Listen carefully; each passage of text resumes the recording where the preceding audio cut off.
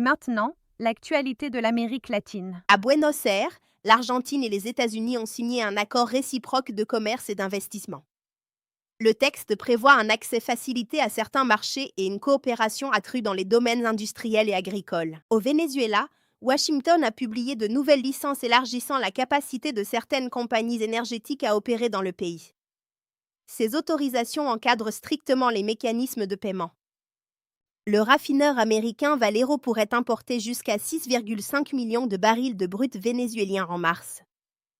Dans le même contexte, une licence permettrait également à Reliance Industries d'acheter du pétrole vénézuélien. À Mexico, une manifestation a rassemblé des participants dénonçant l'interventionnisme américain en Amérique latine. À Cuba, un incendie s'est déclaré le 14 février à la raffinerie Nico Lopez, située à La Havane.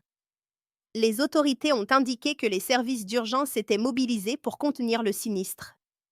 Cette installation figure parmi les principales infrastructures de raffinage du pays, dans un contexte de tensions persistantes sur l'approvisionnement énergétique. Au Mexique, le Sénat a adopté une réforme visant à réduire progressivement la durée légale hebdomadaire du travail de 48 à 40 heures. Le texte prévoit une mise en œuvre échelonnée sur plusieurs années et doit encore franchir les étapes législatives finales.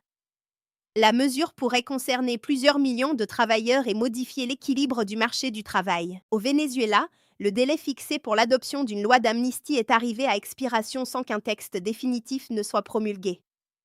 Le débat parlementaire doit se poursuivre dans les prochains jours. Des organisations de défense des droits humains suivent de près l'évolution de la situation des détenus concernés.